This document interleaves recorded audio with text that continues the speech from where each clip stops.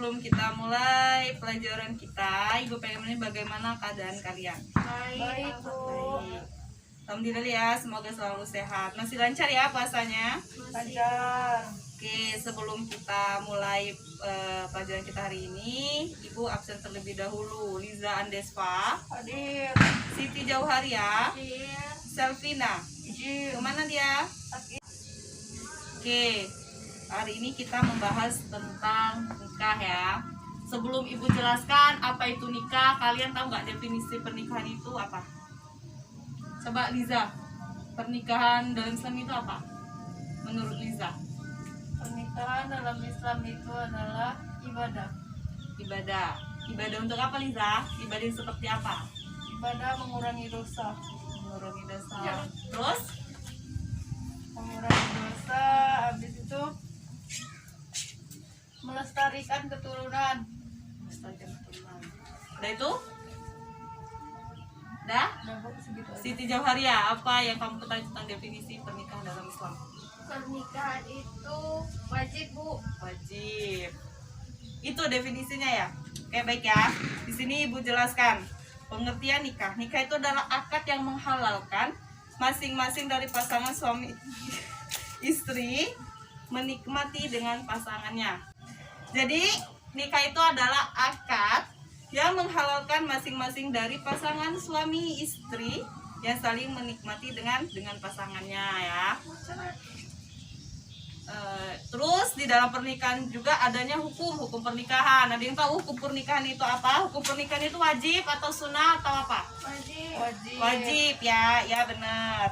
Pernikahan itu wajib bagi yang sudah mampu menanggung beban biayanya dan khawatir jatuh pada perbuatan haram.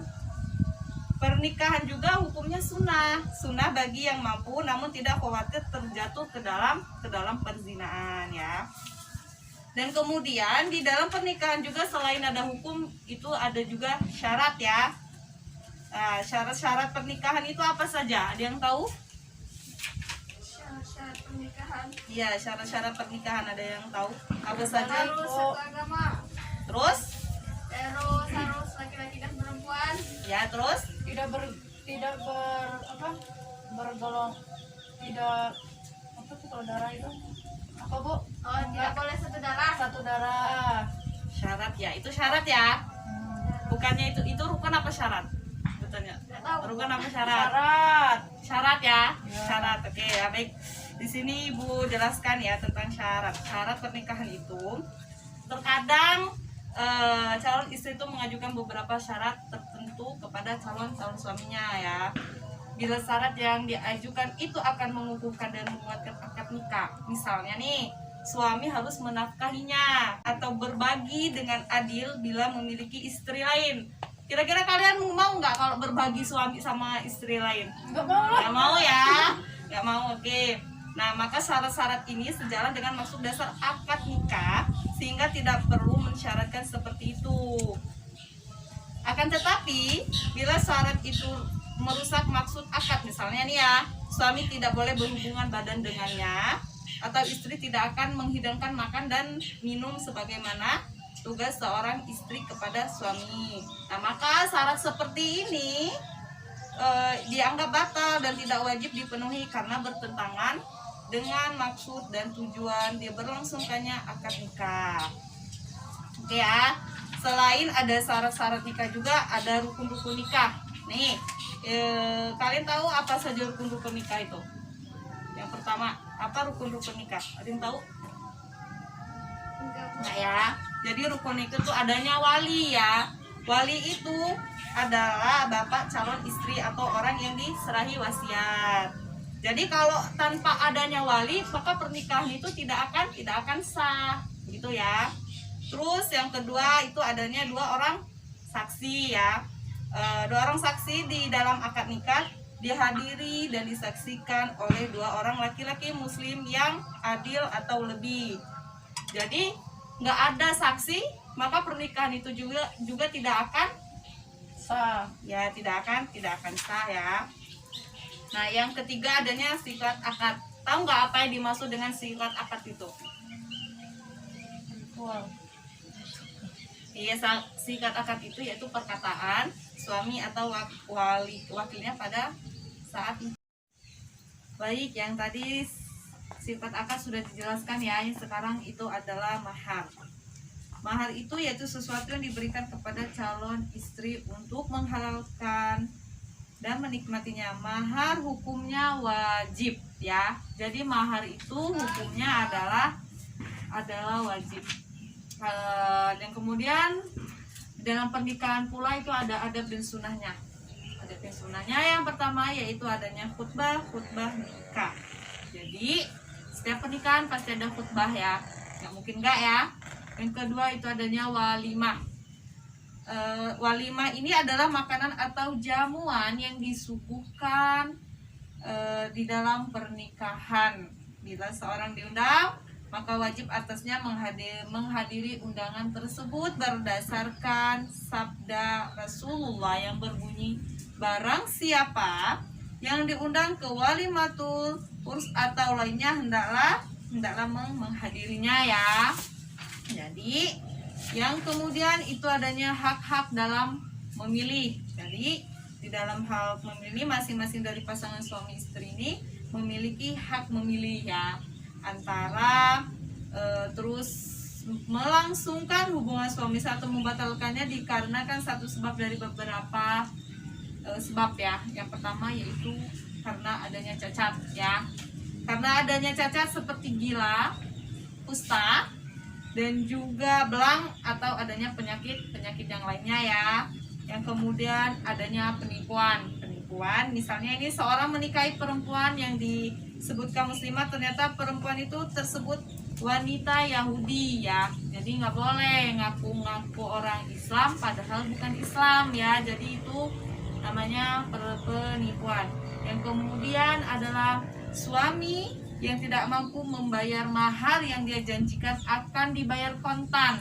Dia berjanji membayar kontan, tapi akhirnya dia malah dia ingkar dengan janji tersebut ya. Yang kemudian suami tidak mampu menafkahi. Bila suami kesulitan dalam menafkahi istrinya, maka istri dianjurkan bersabar semampunya hingga beberapa waktu. Jadi sabar gitu ya, sabar gitu, sampai nggak tahu nunggu waktunya itu berapa lama gitu ya sampai menafkahi. Kalau udah setahun lebih ya mending jangan gitu ya.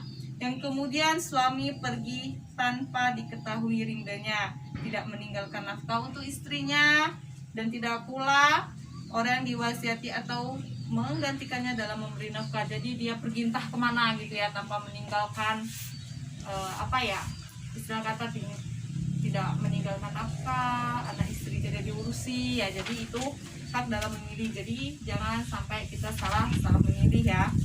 Yang kemudian itu adanya macam-macam pernikahan yang rusak. Kalian tahu nggak macam-macam pernikahan yang rusak itu yang seperti apa? Kalian tahu? Selingkuh. Terus KDRT atau kekerasan. Terus apa lagi? Tidak bertanggung jawab. Terus? Udah ya. Jadi di sini ada pun macam-macam pernikahan yang rusak ya. Yang pertama itu nikah mut'ah. Tahu apa arti nikah mut'ah di sini? Oke, nikah mut'ah itu adalah nikah yang dibatasi oleh waktu tertentu, baik lama atau sebentar ya. Contohnya seorang laki-laki menikahi perempuan dalam batas waktu sebulan atau setahun ya. Itu dasarnya adalah ada di dalam hadis dari Ali yang berbunyi bahwa Nabi melarang nikah mut'ah pada saat perang Khaybar dan daging himar piaraan. Jadi hukum pernikahan ini batal. Jadi nggak boleh ya. Jadi nikah mut'ah ini hukumnya batal. Jadi ini yang merusak pernikahan ya. Ini termasuk macam-macamnya. Yang kedua adanya nikah syihar. Nikah syihar yang di sini yaitu yang seorang wali menikahkan anak perempuannya kepada seorang laki-laki dengan syarat laki-laki yang dinikahkan tersebut juga harus menikahkan anak perempuannya dengan sang wali. Ngerti? Ngerti nggak ini maksudnya kayak gimana nih? Belum ya. Jadi gini ya, seorang wali menikahkan anak perempuannya kepada seorang laki-laki. pada seorang laki-laki nih ya, dengan syarat laki-laki yang dinikahkan ini tadi dia juga harus menikahkan anak perempuannya kepada sang wali. Nah jadi kayak tukeran gitu ya. Nah itu merusak, itu nggak boleh ya, itu dibatalkan ya. Yang kemudian adanya nikah muhalil. Apa itu nikah muhalil? Ya, jadi di sini nikah muhalil yaitu bila seorang istri telah dicerai 3 kali, ya, sehingga suaminya haram menikahkan lagi kecuali setelah wanita tersebut dinikahi oleh orang lain dan kemudian cerai, mereka boleh ya, boleh menikah lagi. Jadi ini udah hitungannya talak 3 ya. Jadi haram hukumnya kalau udah talak 3 terus balik, nggak boleh ya. Jadi harus nikah dulu, cerai baru bisa balik lagi. Yang kemudian nikah muhrim, ya. Nikah muhrim di sini yaitu akad yang dilangsungkan di waktu seorang masih dalam ibadah haji atau umroh sebelum tahallul. Jadi pernikahan ini juga batal. Ini yang merusak juga pernikahan. Yang kemudian adanya menikah wanita dalam masa iddah. Ada yang ngerti menikahi wanita dalam masa iddah itu seperti apa? Yang paham? Ya, Bu. Jadi wanita dalam masa iddah ini adalah suami menggantikannya dalam memberi nafkah. Jadi dia pergi entah kemana gitu ya, tanpa meninggalkan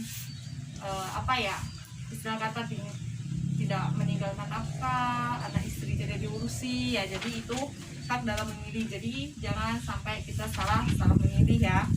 Yang kemudian itu adanya macam-macam pernikahan yang rusak. Kalian tahu nggak macam-macam pernikahan yang rusak itu yang seperti apa? Ada yang tahu?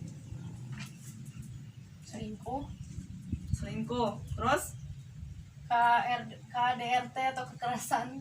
Terus apa lagi? Tidak bertanggung jawab. Terus udah ya. Jadi di sini ada pun macam-macam pernikahan yang rusak ya. Yang pertama itu nikah mut'ah. Tahu apa arti nikah mut'ah di sini? Oke, nikah mut'ah itu adalah nikah yang dibatasi oleh waktu tertentu, baik lama atau sebentar ya. Contohnya, seorang laki-laki menikahi perempuan dalam batas waktu sebulan atau setahun ya.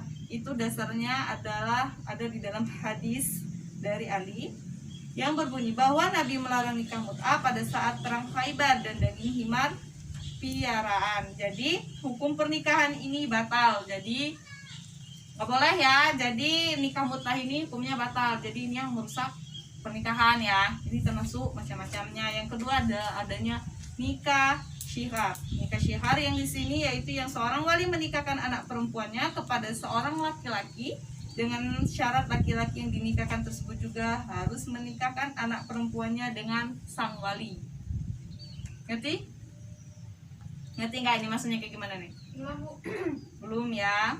Jadi gini ya, seorang wali menikahkan anak perempuannya kepada seorang laki-laki, nih ya, dengan syarat laki-laki yang dinikahkan ini tadi dia juga harus menikahkan anak perempuannya kepada sang wali. Nah jadi kayak tukeran gitu ya. Nah itu merusak, itu nggak boleh ya, itu dibatalkan ya. Yang kemudian adanya nikah muhalil. Apa itu nikah muhalil? Ya, jadi di sini nikah muhalil yaitu bila seorang istri telah dicerai 3 kali, ya, sehingga suaminya haram menikahkan lagi kecuali setelah wanita tersebut dinikahi oleh orang lain dan kemudian cerai, mereka boleh ya, boleh menikah lagi. Jadi ini udah hitungannya talak 3 ya. Jadi haram hukumnya kalau udah talak 3 terus balik, nggak boleh ya. Jadi harus nikah dulu, cerai baru bisa balik lagi. Yang kemudian nikah muhrim, ya.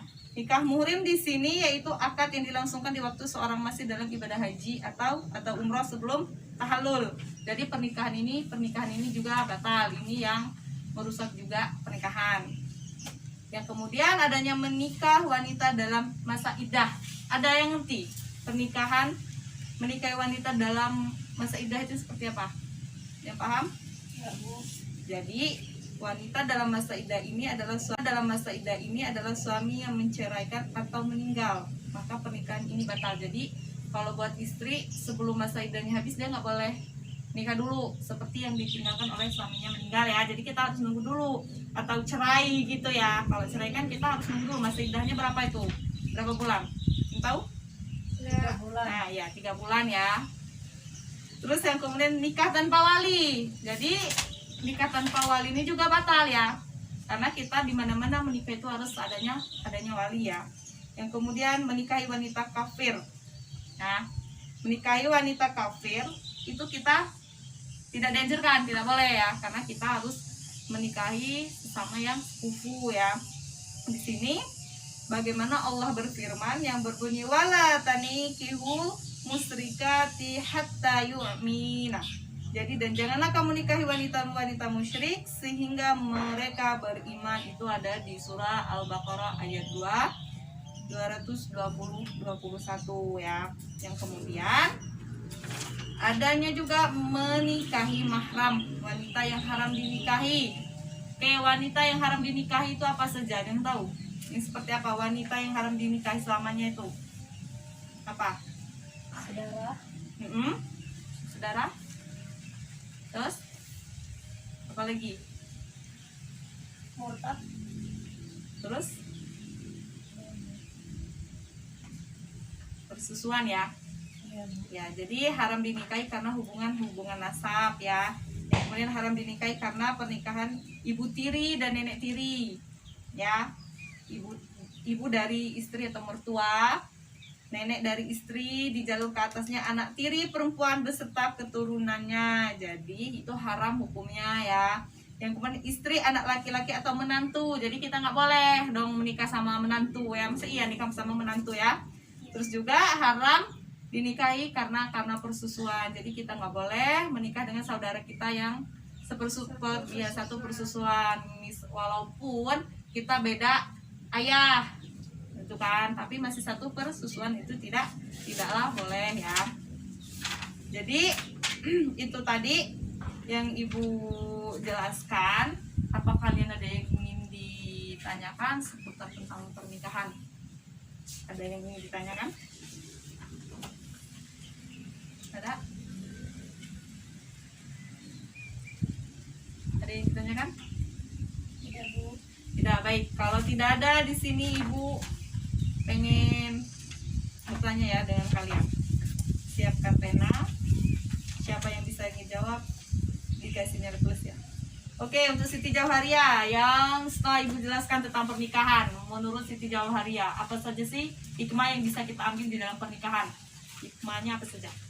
Hikmahnya yang bisa diambil dari dalam pernikahan apa ya? Apa hikmah? Hikmahnya itu yang tadinya haram jadi tidak haram. Kayak misalnya pacaran kan, Bu, itu kan haram. Ya. Kalau kita menikah itu jadi halal. Ya. Jadi itu pacaran itu wajib apa enggak tuh? Enggak Enggak ya, enggak ada. Tapi kalau taruh itu ada ya. Jadi pacaran itu haram ya. Ya. Ya terus? Udah, Bu. Udah. Ya, taunya itu aja. Oke. Hikmah di dalam pernikahan itu melestarikan keturunan manusia ya. Jadi kita melestarikan sama saja dengan mengembangkan anak cucu gitu. Terus juga tercapainya kebutuhan masing-masing suami istri kepada pasangannya. Yang tadinya kalau belum nikah kebutuhannya masih sendiri-sendiri ya, duit jajan aja masih sendiri-sendiri, makan aja masih sendiri-sendiri. Tapi kalau udah suami istri, kebutuhan suami jadi kebutuhan istri pun jadi kebutuhan suami. Jadi saling melengkapi ya. Yang kemudian mewujudkan budaya tolong menolong antara suami dan istri dalam mendidik anak. Jadi suami istri ini harus kompromi, kita harus kerja sama. Gimana sih biar anak ini rajin, soleh dan soleha gitu ya. Bagaimana sih biar anak yang kita didik ini jadi kebanggaan, jadi manfaat buat semua orang, baik gitu ya. Itu hikmahnya. Kemudian buat Liza ya, Liza, apa sih yang Liza tahu tentang hukum-hukum seputar wali? Apa saja hukum-hukum seputar wali? Balik. Terus harus laki-laki Ya. berpikiran lurus dan merdeka. Oke, Kalau nggak berpikiran lurus jadi ini ya, dia Gila. ya, jadi nggak boleh ya, nggak boleh, iya gila, masa stres gitu ya. Terus meminta izin kepada sang perempuan untuk dinikahkan. terus Itu perwakilan keluarga itu nggak boleh selagi masih ada haknya untuk memuali. Misalnya ada ayahnya gitu, jadi kakak laki-lakinya itu tidak boleh. Terus bila itu terjadi juga harus seizin perempuan itu yang dinikahkan. harus minta izin dulu ya. Terus Udah Bu. udah ya. Terus bila di sini juga adanya juga perwalian ya, keluarga dekat. Selagi keluarga dekat ada, maka kita tidak usah dengan keluarga yang Lain. jauh atau yang lain ya. Itu tentang pernikahan. Jadi sampai sini apa kalian sudah paham? Paham Bu. Sudah ya. Baik, jika dirasa sudah paham, Ibu meminta kepada kalian tetap semangat belajar ya. Meskipun dalam keadaan COVID, dalam keadaan berpuasa, pastilah ya puasa itu pasti lemes ya, bawaannya mau rebahan aja gitu ya. Ya Bu. Mau ada tugas ada, mau nggak terserah lah gitu ya, nanti aja penting rebahan dulu ya. Jadi jangan seperti itu ya. Jadilah seseorang yang rajin, jangan biasain males. Kalau males disimpan ya nanti bakal jadi kebiasaan kan, nggak baik juga. Jadi tetap semangat buat kalian. Apa yang sudah pelajari itu kalian pelajari, itu kalian amalkan dan kalian praktikan ya. Ya Bu. Oke, baik. Di sini jika dalam penyampaian Ibu ada kata-kata yang kurang paham, Ibu meminta maaf ya kepada Allah. Ibu mohon ampun. Baiklah, sebelum kita akhiri, kita ucapkan lafaz alhamdulillah. Alhamdulillahirabbil alamin. Baik, kita akhiri. Wassalamualaikum warahmatullahi wabarakatuh. Waalaikumsalam warahmatullahi wabarakatuh.